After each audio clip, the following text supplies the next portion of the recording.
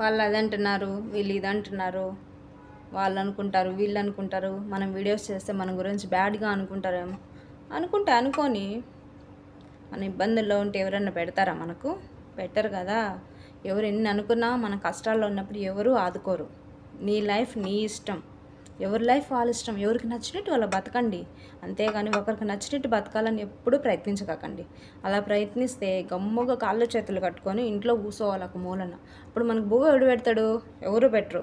నీకు నచ్చిన పని నువ్వు చెయ్యి, నీకు నచ్చినట్టు నువ్వు బతుకు నిజాయితీగా.